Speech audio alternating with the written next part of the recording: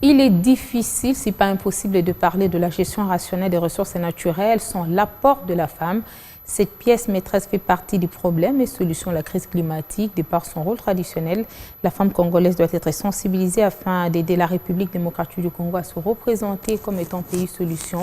À Kinshasa, le personnel féminin du ministère de l'Environnement et du Développement durable a été sensibilisé sur ces thématiques. Une rencontre appuyée par la GIZ. Plus de détails dans ce gros format. La nature fait tout et peut tout. Les forêts de la République démocratique du Congo le démontrent face à la crise climatique.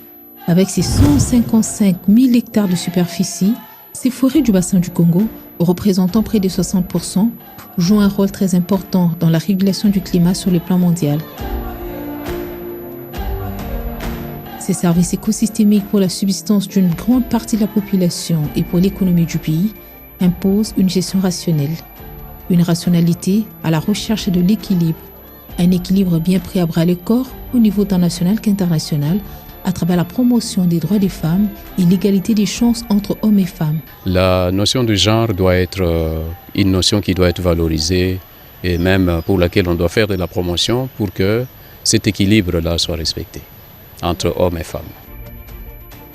Cette option est illustrée par la République démocratique du Congo à travers son adhésion à plusieurs accords internationaux en rapport avec le genre.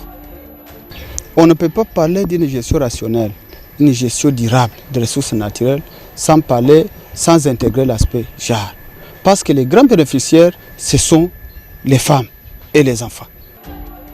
Nonobstant les avancées significatives enregistrées, la proportion reste encore faible, étant donné que les inégalités continuent à impacter plusieurs secteurs, notamment celui de la gestion durable des ressources naturelles. La lutte à cette discrimination, c'est ça la lutte du genre. Et c'est au travers les genres que nous sommes en train de nous battre pour que ceux qui sont mis de côté, notamment la plupart des fois, ce sont les femmes qui ne sont pas associées convenablement comme les hommes. Or, ils doivent avoir les mêmes chances.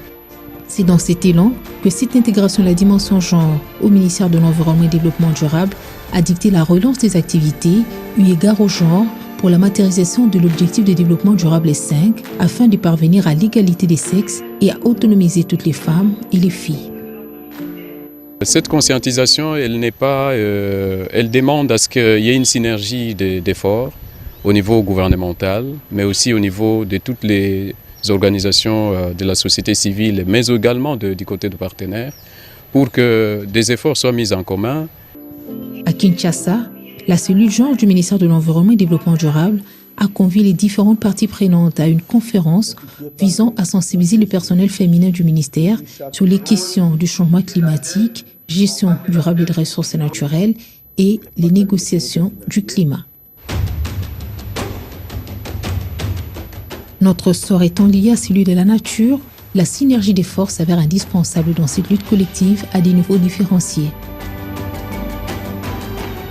Lieu d'évoquer la conjugaison d'efforts que la coopération allemande à travers la GIZ met en œuvre en République démocratique du Congo, le programme de maintien de la biodiversité, gestion durable et des forêts, en étroite collaboration avec le ministère de l'Environnement et du Développement durable et l'Institut congolais pour la conservation de la nature.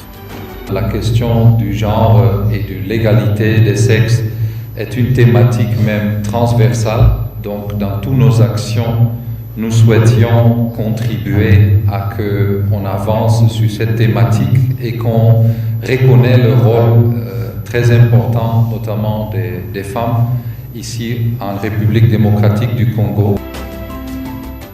Unis pour faire un front commun contre la crise climatique et asseoir l'équilibre dans la gestion des ressources naturelles, il est donc conseillé de faire de la protection de la biodiversité, la gestion durable de la forêt tropicale et de la situation économique de la population locale une priorité dans les zones.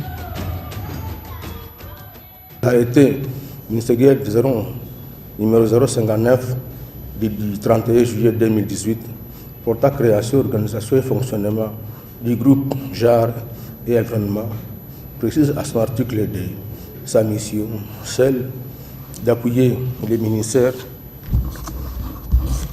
dans l'intégration de la dimension genre dans les différentes politiques, stratégies, plans, programmes et projets en vue de promouvoir une gouvernance environnementale et forestière équitable en RDC. Pour y parvenir, la consolidation des approches fondées sur les droits de l'homme et la valorisation des services écosystémiques pour une gestion durable des ressources naturelles et la conservation de la biodiversité à travers les ministères compétents et d'autres structures étatiques, la société civile, les prestataires des services et structures privées s'invitent. Il n'y a pas un seul pays aujourd'hui sans la coopération peut résoudre les problèmes environnementaux. C'est comme ça déjà que la RDC se présente comme un pays solution. La RDC ne se présente pas comme pays solution en ce qui concerne la lutte contre le changement climatique, pas seulement pour la RDC, mais pour le monde entier. Représentant la majeure partie des populations défavorisées dans le monde et 80% des personnes déplacées, dues aux effets du changement climatique et la dégradation de l'environnement, les femmes sont plus susceptibles de subir les retombées négatives de la dégradation de l'environnement en raison de leur rôle traditionnel. La rencontre de Kinshasa sous la conduite de l'ADEP s'est aussi focalisée sur le partage de grandes recommandations issues de la COP27 sur le climat et celle de la COP15 sur la biodiversité concernant les aspects des sensibilisations de la femme et de la jeune fille. Une grande affiche qui appuie l'hypothèse selon laquelle la gestion rationnelle sans la femme reste impossible.